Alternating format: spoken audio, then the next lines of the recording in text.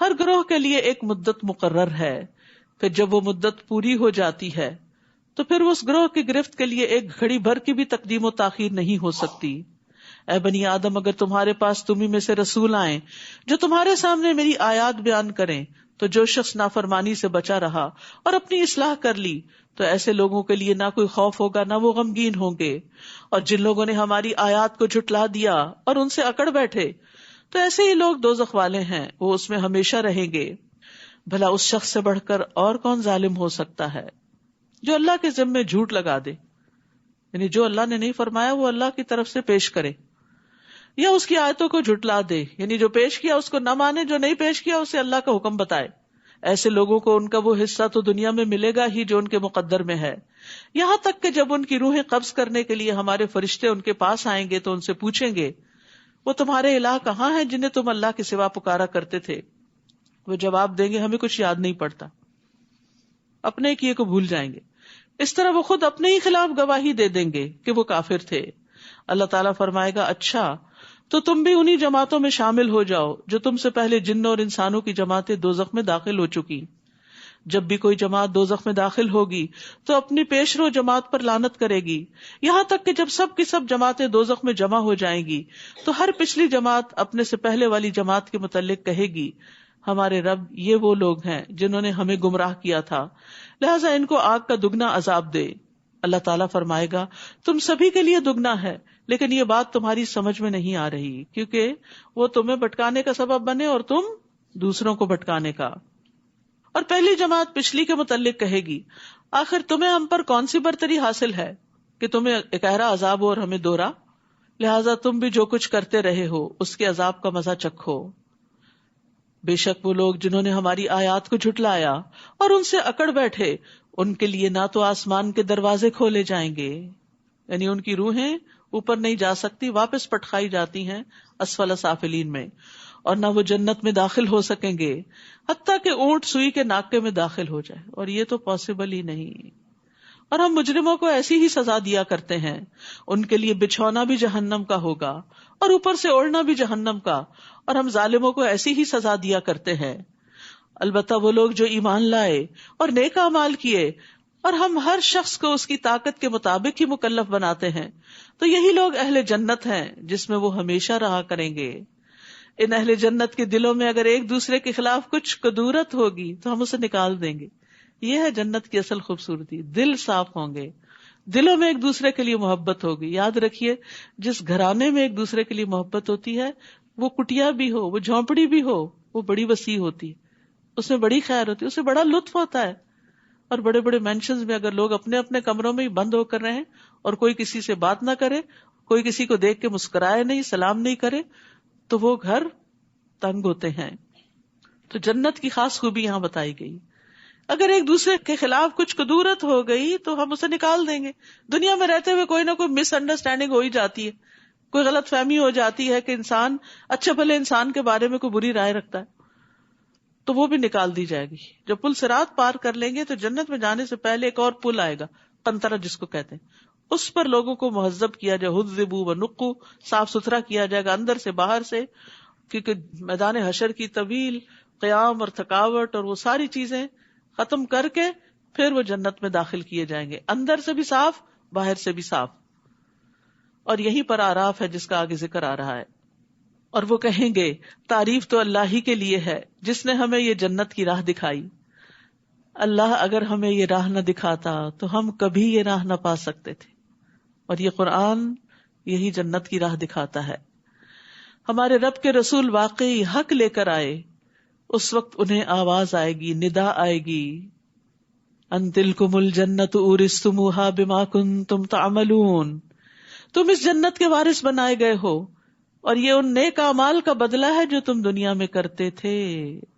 جنت کے لیے نیک عمل چاہیے، جنت میں جانے کے لیے یہی کرنسی اور یہی ٹکٹ کام آئے گا، اور نیک اعمال اللہ کی توفیق سے ملتے ہیں، اور یہ اللہ کا احسان ہوتا ہے کہ کسی کو ہدایت اور ایمان نصیب کرے، اسی لیے جنت والے اللہ کی طرف اس کو منسوب کریں گے۔ اور اہل جنت دوزخیوں کو پکار کر پوچھیں گے، ہم نے تو ان وعدوں کو سچا پا لیا جو ہم سے ہمارے رب نے کیے تھے، کیا تم سے تمہارے رب نے جو وعدے کیے تھے تم نے بھی انہیں سچا پایا؟ وہ جواب دیں گے ہاں ہم نے بھی سچا پایا. پھر ان کے درمیان ایک پکارنے والا پکارے گا کہ ظالموں پر اللہ کی لعنت ہو. وہ لوگ جو اللہ کی راہ سے روکتے اور اس میں کجی پیدا کرنا چاہتے تھے اور آخرت کے منکر تھے. اہل جنت اور اہل دوزخ کے درمیان ایک اوٹ حائل ہوگی اور آراف پر کچھ آدمی ہوں گے، یعنی کچھ تو جنت میں چلے جائیں گے، کچھ جہنم میں گر جائیں گے اور کچھ بیچ میں سٹک ہو جائیں گے. آراف والے جو ہر ایک کو اس کی پیشانی کے نشانات سے پہچانتے ہوں گے، وہ اہل جنت کو آواز دیں گے تم پر سلامتی ہو. یہ آراف والے ابھی جنت میں داخل تو نہ ہوئے ہوں گے، البتہ اس کی امید ضرور رکھتے ہوں گے. یہ بھی انتظار کے مرحلے، انتظار کی گھڑیاں کتنی تکلیف دہ ہوتی. کبھی آپ کو ایکسپیرینس ہوا ہوگا کہ لوگ جیسے سفر کر رہے ہوتے ہیں تو کچھ لوگوں کا چیک ان فوراً ہو جاتا ہے، کچھ لوگوں کو روک لیا جاتا ہے، کچھ کو امیگریشن پہ بلا لیا جاتا ہے. تو جو لوگ سیدھے سیدھے نکل رہے ہوتے ہیں آپ ان کو دیکھ کے کتنا رش کرتے ہیں، اور جو روک لیے جائے وہ ڈرے ہوئے ہوتے ہیں کہ پتہ نہیں ہمارے ساتھ کیا معاملہ کیا جائے گا. تو وہاں بھی آراف والے ڈرے ہوئے ہوں گے. اہل جنت سے بھی بات کریں گے، ادھر جہنم والوں سے بھی کریں گے. وہ جنت میں داخل نہیں ہوئے لیکن امید رکھتے ہیں. کون ہے یہ؟ وہ جن کے نیک عمل زیادہ نہیں تھے کہ وہ جنت میں جا سکے اور جن کے برے عمل نہیں زیادہ تھے کہ وہ جہنم میں پھینکے جاتے. برابر کے ایکول ہو گیا سب کچھ، کانفلکٹ ہو گیا. حدیث میں آتا ہے کہ اگر کسی کا صحابہ جوں کے انڈے برابر بھی نیک عمل زیادہ ہوگا جنت میں چلا جائے گا. وہاں چھوٹی چھوٹی نیکیوں کی بھی بڑی قدر آئے گی جن کو ہم ایسے ہی گنوا دیتے. چھوٹی سی نیکی ہم کہتے ہیں تو چھوٹی ہے، کوئی بڑی کر لیں گے. نہیں، چھوٹے چھوٹے کام بھی کرتے چلے جائیں. خالی وقت نہ گزارا کریں.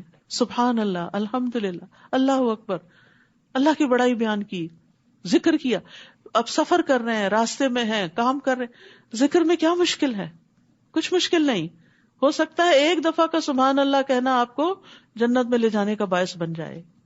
کسی کو کھجور کا آدھا ٹکڑا دینا جہنم سے بچا لے. تو چھوٹی نیکی چھوٹی برائی دونوں ہی کاؤنٹ ہوں گی. اور جب ان کی نگاہیں اہل دوزخ کی طرف پھیری جائیں گی تو کہیں گے اے رب ہمیں ظالم لوگوں میں شامل نہ کرنا. اور یہ آراف والے کچھ لوگوں کو ان کی پیشانیوں سے پہچان کر آواز دیں گے آج نہ تمہاری جمعیت تمہارے کچھ کام آئی. دنیا میں بہت لوگ تھے تمہارے ساتھ، بڑا جتھا تھا، بڑے جان پہچان والے تھے، اور نہ وہ چیزیں جن کے بل پہ تم اکڑا کرتے تھے. تمہاری مال و دولت، اولاد، تمہارا سٹیٹس آج کچھ بھی تو فائدہ نہ دیا. کیا یہ اہل جنت وہی لوگ نہیں جن کے متعلق تم قسم کھا کے کہا کرتے تھے اللہ انہیں اپنی رحمت میں سے کچھ بھی نہ دے گا؟ اگر دینا ہوتا تو دنیا میں بھی کچھ ملتا، کیونکہ دنیا میں وہ بدحال رہے، تکلیفیں اٹھاتے رہے اللہ کی رضا میں. انہیں آج یہ کہہ دیا گیا آج تم جنت میں داخل ہو جاؤ، نہ تمہیں کوئی خوف اور نہ کوئی غم. اور دوزخی اہل جنت کو آواز دیں گے. اب ان کی کمیونیکیشن ہو رہی ہے آپس میں، ہم پر بھی کچھ پانی انڈیل دو، یا اللہ نے جو کچھ تمہیں کھانے کو دیا ہے اس میں سے کچھ ہماری طرف پھینک دو. تمہیں اتنی نعمتیں ملی ہیں، کچھ ہمیں بھی دے دو، صدقہ دے دو ہمیں. اہل جنت جواب دیں گے اللہ تعالیٰ نے یہ دونوں چیزیں کافروں پہ حرام کر دی ہیں، آج نہ پانی ہے نہ کھانا ہے. کیونکہ جہنم میں بھی بھوک تو لگے گی. یاد رکھیے جب گناہوں کی کثرت ہو جائے تو پانی پلانا لازم کر لیں. اس آیت میں اس بات کی دلیل ہے کہ پانی پلانا افضل اعمال میں سے ہے. ابن عباس سے پوچھا گیا کون سا صدقہ افضل ہے، تو انہوں نے کہا پانی پلانا. کیا آپ نے جہنمیوں کو نہیں دیکھا کہ جب وہ اہل جنت سے فریاد کریں گے اور کہیں گے ان افیضوا علینا من الماء، کہ ہم پہ پانی ڈالو. بعض تابعین کہتے ہیں جس کے گناہ زیادہ ہو جائیں وہ پانی پلانا لازم کر لے. اللہ نے کتے کو پانی پلانے والے کے گناہوں کو معاف کر دیا تھا، تو اس آدمی کا کیا مقام ہوگا جو ایک مومن کو پانی پلائے اور اسے زندگی بخشے. تو یہ پانی پلانا چاہے کسی گلاس میں ہو، اپنے گھر والوں کے لیے انڈیلنا. بعض اوقات ہم اس پہ بھی بڑے چلاتے، پانی بھی نہیں لے سکتے، ہم ہی بھریں، ہم ہی ڈالیں، ہم ہی پور کریں. کئی دفعہ جوس کے ڈبے فریج میں پڑے رہتے اس لیے کہ اندر سے کوئی نکال کے ڈالتا نہیں، ڈال کے پیش کر دیں تو پی لیں. تو نیکی کی وجہ سے اپنے گناہوں کی بخشش کی خاطر پلاتے رہیں. اور پھر اس سے بڑے بڑے پروجیکٹس بھی ہو سکتے ہیں، کنویں کھدوائے جا سکتے ہیں، نہریں بنوائی جا سکتی ہیں، اور اسی طرح خیر کے کام کیے جا سکتے ہیں. جابر رضی اللہ عنہ کہتے ہیں کہ رسول اللہ صلی اللہ علیہ وسلم نے فرمایا جس نے کوئی کنواں کھدوایا پھر جو بھی پیاسا جاندار اس میں سے پانی پیے، یا کوئی جن یا انسان یا کوئی پرندہ، تو قیامت تک اللہ اس بندے کو اجر دیتا رہے گا، قیامت تک، جب تک وہ کنواں باقی رہے گا، جب تک وہ نلکا چلتا رہے گا. سعید بن مسیب سے روایت ہے کہ سعد بن عبادہ رضی اللہ عنہ نبی صلی اللہ علیہ وسلم کے پاس آئے، پوچھا آپ کے نزدیک سب سے پسندیدہ صدقہ کون سا ہے؟ فرمایا پانی پلانا، اور پانی روکنا گناہ کا باعث ہے. 3 شخص ایسے ہیں جن سے اللہ قیامت کے دن کلام نہیں کرے گا، نہ ان کو دیکھے گا نہ پاک کرے گا، اور ان کے لیے دردناک عذاب ہوگا. ان میں سے ایک وہ شخص جس کے پاس ضرورت سے زیادہ پانی تھا، پھر وہ مسافروں کو نہیں پلاتا تھا، کیونکہ اس زمانے میں جن کے پاس پانی تو مر بھی جاتے تھے پیاس سے. اور ایک اور روایت میں آتا ہے کہ آج میں تجھ پہ اپنا فضل نہیں کروں گا جس طرح تو نے اپنے فضل کو روکا ہوا تھا جسے تیرے ہاتھوں نے نہیں بنایا تھا. تو وہ جنہوں نے اپنے دین کو کھیل اور تماشا بنا رکھا تھا اور دنیا کی زندگی نے انہیں دھوکے میں ڈال رکھا تھا، لہٰذا آج ہم انہیں ایسے ہی بھلا دیں گے جیسے انہوں نے اس ملاقات کے دن کو بھلا رکھا تھا اور ہماری آیتوں کا انکار کیا کرتے تھے. ہم ان لوگوں کے پاس ایسی کتاب لائے ہیں جسے ہم نے علم کی بنا پر مفصل بنا دیا ہے. علم کی بنا پر مفصل ہے. یہ کتاب ان لوگوں کے لیے ہدایت اور رحمت ہے جو ایمان لاتے ہیں. ایمان والوں کی تو محبت ہے اس کتاب سے، اور وہ اس کو پڑھنا چاہتے ہیں، سمجھنا چاہتے ہیں، اس کے ساتھ زندگی بسر کرنا چاہتے ہیں. یہ لوگ بس اب اس کے انجام کا انتظار کر رہے ہیں جس کا پتہ یہ کتاب دے رہی ہے. جس دن اس کا انجام سامنے آ جائے گا تو جن لوگوں نے پہلے کتاب کو بھلا رکھا تھا وہ کہیں گے واقعی ہمارے پاس رسول حق بات لے کر آئے تھے. پھر اب کیا ہمارے لیے کوئی سفارشی ہیں جو ہماری سفارش کرے، یا ہمیں دنیا میں واپس ہی بھیج دیا جائے تاکہ جو کام ہم کرتے رہے اس کے علاوہ دوسری قسم کے کام کریں. ان لوگوں نے اپنے آپ کو خسارے میں ڈال دیا، اور جو کچھ بھی وہ باتیں بنایا کرتے تھے انہیں کچھ یاد نہ رہے گی. ان ربکم اللہ الذی خلق السماوات والارض فی 6 ایام ثم استوى علی العرش. یقیناً تمہارا رب وہ اللہ ہے جس نے آسمانوں اور زمین کو 6 دن میں پیدا کیا، پھر اپنے عرش پر قرار پکڑا. وہی رات کو دن پر ڈھانک دیتا ہے، پھر دن رات کے پیچھے دوڑا چلا آتا ہے، اور سورج، چاند، ستارے سب چیزیں اللہ کے حکم کے تابع ہیں. یاد رکھو اسی نے پیدا کیا تو حکم بھی اسی کا چلے گا. یہ ساری مخلوق، یہ ساری کائنات اس کی ہے، ان سب پہ اسی کا حکم چلتا، وہی چلا رہا ہے ان سب کو. تو بندے کو بائی چوائس اپنے اوپر اللہ کا حکم نافذ کرنا چاہیے. بڑا بابرکت ہے اللہ جو سارے جہانوں کا رب ہے. اپنے رب کو گڑ گڑاتے ہوئے اور چپ کے پکارو، یقیناً وہ حد سے بڑھنے والوں کو پسند نہیں کرتا. تو دعا کے بھی آداب ہیں. دعا میں وہ طریقے اختیار نہیں کرنے چاہیے کہ جو سنت سے ثابت نہیں. تضرع کا مطلب ہوتا ہے اللہ کے سامنے ذلت اور عاجزی اختیار کرنا. اللہ میں بہت گناہ گار ہوں، اپنے گناہوں کا اقرار کرتے ہوئے دعائیں مانگنا. اور خفیہ کا مطلب ہے چھپ چھپ کے رونا اور چھپ چھپ کے دعائیں کرنا، کیونکہ ریاکاری کرنے والوں کو اللہ کی ربوبیت پہ یقین نہیں ہوتا.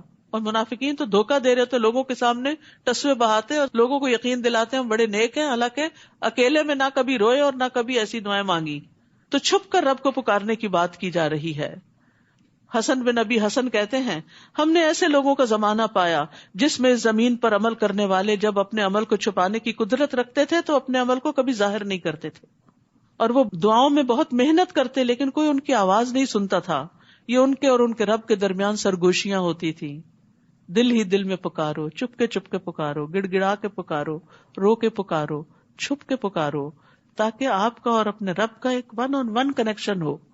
اور زمین میں حالات کی درستگی کے بعد ان میں بگاڑ پیدا نہ کرو، اور اللہ کو خوف اور امید سے پکارو. یعنی دعا مانگتے ہو مایوس نہ ہو، امید بھی ہو اور ڈر بھی ہو کہ کہیں میرے کوئی گناہ نہ رکاوٹ بنے.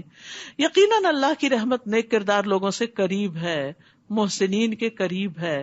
تو یاد رکھیے ایمان، تقوی، احسان، اس کی وجہ سے رحمتیں اور برکتیں ملتی ہیں. وہی تو ہے جو اپنی رحمت بارش سے پیشتر ہواؤں کو خوشخبری کے طور پہ بھیجتا ہے، حتیٰ کہ وہ ہوائیں بھاری بادلوں کو اٹھا لاتی ہیں تو ہم ان بادلوں کو کسی مردہ علاقے کی طرف چلاتے ہیں، پھر اس سے بارش برساتے ہیں تو اسی مردہ زمین سے ہر طرح کے پھل نکالتے ہیں. اسی طرح ہم مردوں کو بھی زمین سے نکال کھڑا کریں گے. شاید اس مشاہدے سے تم کوئی نصیحت پکڑو. اور عمدہ زمین اپنے رب کے حکم سے خوب سبزہ اگاتی ہے، اور جو خراب زمین ہوتی ہے اس سے جو کچھ تھوڑا بہت نکلتا ہے وہ بھی ناقص ہوتا ہے. تو یہ زمین سے مراد انسان ہے. اچھے انسانوں سے بڑے پیمانے پہ خیر پھوٹتی ہے، اور جن کے اندر شر ہوتا ہے وہ چھوٹی سی خیر کرتے ہیں تو اس میں بھی کچھ شر چھپا ہوا ہوتا ہے. اسی طرح ہم اپنی آیات کو مختلف طریقوں سے ان لوگوں کے لیے بیان کرتے ہیں جو شکر بجا لاتے ہیں. لقد ارسلنا نوحا الی قومہ، ہم نے نوح علیہ السلام کو اس کی قوم کی طرف بھیجا. ہر نبی اپنی قوم کی طرف بھیجا گیا. تو اس نے کہا اے میری قوم، اللہ کی عبادت کرو جس کے بغیر تمہارا کوئی الہ نہیں. میں تم پر ایک بڑے دن کا عذاب واقع ہونے سے ڈرتا ہوں. اس کی قوم کے سرداروں نے کہا ہم تو تمہیں سری گمراہی میں دیکھتے ہیں. اس نے کہا برادران قوم، میں گمراہی میں پڑا ہوا نہیں، بلکہ میں تمام جہانوں کے رب کا رسول ہوں. میں تمہیں اپنے رب کے پیغامات پہنچاتا ہوں اور تمہاری خیر خواہی کر رہا ہوں. یہ ہوتا ہے پیغمبروں کا طریقہ کہ مخالفین کی بھی خیر خواہی کرتے ہیں، کیونکہ جو کچھ مجھے اللہ کی طرف سے معلوم ہے اسے تم نہیں جانتے. تو دو صفات ایسی ہیں جو داعی کے اندر ہونی چاہیے، اللہ کی طرف بلانے والے کے اندر. اگر وہ ان سے اپنے آپ کو آراستہ کر لے تو اس کے کام میں قبولیت اور برکت ہوتی ہے. نمبر 1 لوگوں کی سچی خیر خواہی، اور نمبر 2 علم. دل میں آپ لوگوں کے خیر خواہ ہوں، ان کی تنقید کے باوجود ان کی خیر خواہی کرتے رہے. وہ آپ کو تکلیف بھی دیں پھر بھی آپ ان کا بھلا سوچتے رہیں، ان کے لیے دعائیں کرتے رہیں. اور دوسرا یہ کہ جو چیز بتا رہے ہیں اس کے بارے میں صحیح طور پر علم بھی ہو، جان کر، علم حاصل کر کے.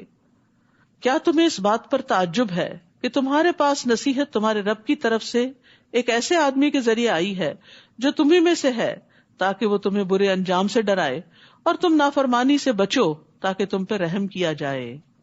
چنانچہ انہوں نے نوح کو جھٹلا دیا تو ہم نے نوح کو اور اس کے ساتھیوں کو جو کشتی میں سوار تھے بچا لیا، اور ان لوگوں کو غرق کر دیا جنہوں نے ہماری آیات کو جھٹلایا تھا.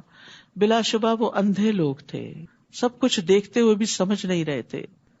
اور قوم عاد کی طرف ہم نے ان کے بھائی ہود کو بھیجا علیہ السلام.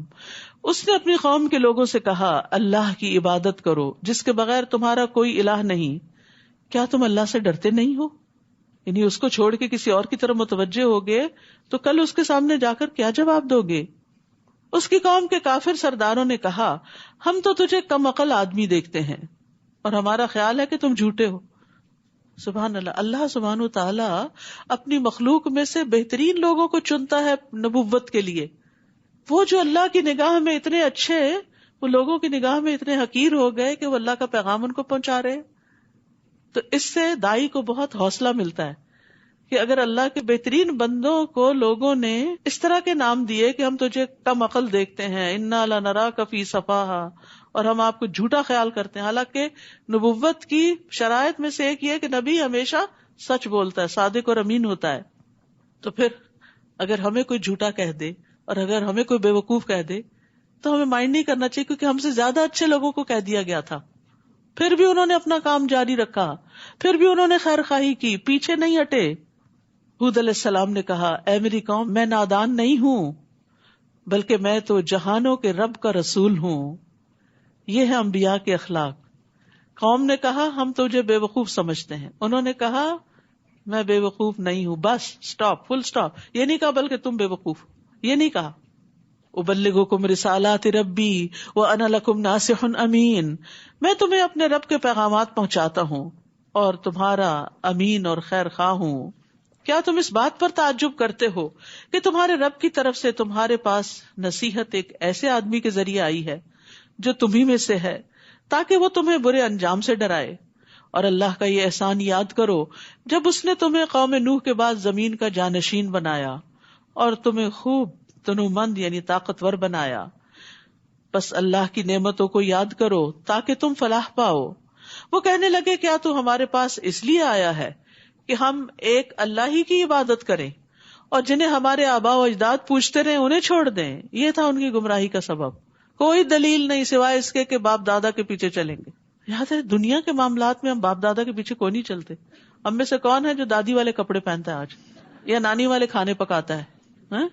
دنیا کے معاملات میں ہم ایڈوانس ہو گئے، نئی نئی چیزیں سیکھی، نئے نئے تجربے کیے، نئے نئے کام کیے. اور دین کے معاملے میں فرسودہ رسمیں، پرانے طریقے، باپ دادا کے طریقے. عجب منطق ہے. اور جنہیں ہمارے آباء و اجداد پوچھتے رہے انہیں چھوڑ دیں؟ اگر تو سچا ہے تو جس عذاب کی تو دھمکی ہمیں دیتا ہے وہ لے آ. ہود نے کہا علیہ السلام تمہارے رب کی طرف سے تم پر عذاب اور اس کا غضب ثابت ہو چکا ہے. کیا تم مجھ سے ایسے ناموں کے بارے میں جھگڑا کرتے ہو جو تم نے اور تمہارے آباء و اجداد نے رکھ لیے ہیں؟ یعنی خود بخود تم نے ان سے کچھ خوبیاں منسلک کر دی، بتوں کو اپنا حاجت روا سمجھ لیا، جیسے آج مسلمانوں نے اللہ کے نیک بندوں کو اپنا حاجت روا بنا رکھا ہے کہ وہ مشکل کشا ہے، وہ گنج بخش ہے اور وہ فلاں ہے. تو یہ تو خود بخود تم نے نام دے دیے جن کے لیے اللہ نے کوئی سند نہیں اتاری. سو اب تم بھی انتظار کرو اور میں بھی تمہارے ساتھ انتظار کرتا ہوں. پھر ہم نے اسے اور اس کے ساتھیوں کو اپنی مہربانی سے بچا لیا اور ان لوگوں کی جڑ کاٹ دی جنہوں نے ہماری آیات کو جھٹلایا تھا اور ایمان لانے والے نہیں تھے. اور سمود کی طرف ان کے بھائی صالح کو بھیجا علیہ السلام. اس نے اپنی قوم کے لوگوں سے کہا، اللہ کی عبادت کرو جس کے بغیر تمہارا کوئی الہ نہیں. تمہارے پاس تمہارے رب کی طرف سے واضح معجزہ آ چکا ہے. یہ اللہ کی اونٹنی تمہارے لیے معجزہ ہے. وہ اونٹنی ایک چٹان سے نکلی تھی، انہوں نے معجزہ مانگا تھا، اللہ نے بھیج دیا. اللہ کی زمین پر اسے چرنے دو اور اسے برے ارادے سے ہاتھ نہ لگاؤ ورنہ ایک دردناک عذاب تمہیں آ لے گا. کیونکہ وہ ان کا سارا پانی پی جاتی تھی، معجزہ مانگ کے پھنس گئے. اور وہ وقت یاد کرو جب قوم عاد کے بعد اللہ نے تمہیں جانشین بنایا، یعنی زمین میں تمہیں اٹھایا، تمہیں بسایا، تمہیں ترقی دی، تمہیں اس علاقے میں آباد کیا. تم زمین کے ہموار میدانوں میں محلات بناتے ہو اور پہاڑوں کو تراش تراش کر گھر بنا لیتے ہو. اتنا زبردست آرکیٹیکچر اور کنسٹرکشن کا طریقہ تھا ان کا. لہٰذا اللہ کے احسانات کو یاد کرو، یعنی جس نے تمہیں عقل، سمجھ اور یہ وسائل، ریسورسز اور ان کو استعمال کرنے کے طریقے سکھائے، اور زمین میں فساد نہ مچاتے پھرو. ہود علیہ السلام کی قوم کے متکبر سرداروں نے ان کمزور لوگوں کو جو ان میں سے ایمان لا چکے تھے کہا، کیا تم جانتے ہو کہ صالح اپنے رب کا رسول ہے؟ یعنی تم کیوں مان گئے ہو؟ تم کیوں صالح کے پیچھے جا رہے ہو؟ تمہارے پاس کیا دلیل ہے؟ یعنی ان سے جھگڑنے لگے. وہ کہنے لگے، جو کچھ اسے دے کر بھیجا گیا ہم تو اس پر ایمان رکھتے ہیں. متکبر کہنے لگے، جس بات پر تم ایمان لانے والے ہو ہم اسے ماننے والے نہیں. سمجھنے کی، جاننے کی کوشش ہی نہیں کی تو ایمان کہاں سے آتا. چنانچہ انہوں نے اونٹنی کی کونچیں کاٹ ڈالی اور اپنے رب کے حکم سے سرتابی کی اور کہنے لگے، صالح اگر تو رسول ہے تو جس عذاب کی تو ہمیں دھمکی دیتا ہے وہ لے آ. کیا حوصلہ تھا ان لوگوں کا، کیا اکڑ تھی، کیا تکبر تھا کہ اپنے لیے عذاب مانگا. آخر انہیں زلزلے نے آ لیا اور وہ اپنے گھروں میں اوندھے پڑے کے پڑے رہ گئے. بڑی بڑی عمارتیں انہیں کے اوپر گر پڑی. پھر صالح یہ کہتے ان کے ہاں سے چلے گئے، اے قوم، میں نے تمہیں اپنے رب کا پیغام پہنچا دیا تھا اور تمہاری خیر خواہی بھی کی، لیکن تم تو خیر خواہی کرنے والوں کو پسند ہی نہیں کرتے. اور لوط نے جب اپنی قوم سے کہا علیہ السلام، تم بے حیائی کا وہ کام کرتے ہو جو تم سے پہلے اہل دنیا میں سے کسی نے بھی نہیں کیا. تم شہوت رانی کے لیے عورتوں کو چھوڑ کر مردوں کے پاس آتے ہو. تم تو حد سے بڑے ہوئے لوگ ہو. یعنی عجیب و غریب خواہشات تھیں ان کی. اور اس کی قوم کو اس کے سوا کوئی جواب بن نہ پایا کہ انہوں نے یہ کہہ دیا، اپنی بستی سے انہیں نکال دو، یہ لوگ بڑے پاک باز بنتے ہیں. یعنی نصیحت کرنے والوں کو ہی ختم کر دو تاکہ کوئی برا بھلا کہے ہی نہ، کیونکہ وہ اپنے برے اعمال پہ فخر کرتے تھے اور نیک لوگوں کا مذاق اڑاتے. یہ بری قوموں کا یہی حال ہوتا ہے کہ وہ نیکی کرنے والوں کو بے وقوف سمجھتے ہیں اور جن گناہوں کی گندگی میں وہ گرفتار ہوتے ہیں اس پہ فخر کرتے ہیں. چنانچہ ہم نے لوط اور اس کے اہل خانہ کو بچا لیا بجز اس کی بیوی کے کہ وہ باقی ماندہ ہلاک ہونے والوں میں سے تھی، کیونکہ اس کی ہمدردیاں اس بری قوم کے ساتھ تھی. تو جو جس کے ساتھ محبت کرتا ہے اسی کے ساتھ اٹھتا ہے. اور اس قوم پر پتھروں کی بارش برسائی، بس دیکھ لیجئے کہ مجرموں کا انجام کیسا ہوا. اور اہل مدین کی طرف ہم نے ان کے بھائی شعیب کو بھیجا علیہ السلام. اس نے کہا، اے میری قوم، اللہ کی عبادت کرو، تمہارے لیے اس کے سوا کوئی الہ نہیں. تمہارے پاس تمہارے رب کی طرف سے ایک واضح دلیل آ چکی ہے، لہذا ناپ اور تول پورا رکھا کرو اور لوگوں کو ان کی چیزیں کم نہ دیا کرو. لین دین میں ڈنڈی مارتے تھے. اور زمین میں اصلاح ہو جانے کے بعد اس میں بگاڑ پیدا نہ کرو. یہی بات تمہارے لیے بہتر ہے اگر تم واقعی مومن ہو. اور زندگی کی ہر راہ پر راہزن بن کر نہ بیٹھ جاؤ کہ لوگوں کو دھمکاتے پھرو، اور جو شخص اللہ پر ایمان لائے اسے اس کی راہ سے روکنے لگو. یعنی راستوں پر اس لیے نہ کھڑے ہو جاؤ کہ اللہ کے راستے سے لوگوں کو روکو، اور جو دین کی طرف آئے انہیں اس سے منع کرو. اور اس سیدھی راہ میں کجی کے درپے ہو جاؤ. اور وہ وقت یاد کرو جب تم تھوڑے تھے تو اللہ نے تمہیں زیادہ کر دیا، اور دیکھو کہ فساد کرنے والوں کا انجام کیا ہوتا ہے. وَإِن كَانَ طَائِفَةٌ مِّنكُمْ آمَنُوا بِالَّذِي أُرْسِلْتُ بِهِ وَطَائِفَةٌ لَّمْ يُؤْمِنُوا فاصبروا حتی یحکم اللہ بیننا وہو خیر الحاکمین. اور اگر تم میں سے ایک فریق ایسا ہے کہ جو کچھ مجھے دے کر بھیجا گیا اس پر ایمان لے آیا اور دوسرا فریق ایمان نہیں لایا تو صبر کرو یہاں تک کہ اللہ ہمارے درمیان فیصلہ کر دے اور وہی سب سے بہتر فیصلہ کرنے والا ہے. وآخر دعوانا ان الحمد للہ رب العالمین. سبحانک اللہم وبحمدک اشہد ان لا الہ الا انت استغفرک واتوب الیک. السلام علیکم ورحمۃ اللہ وبرکاتہ.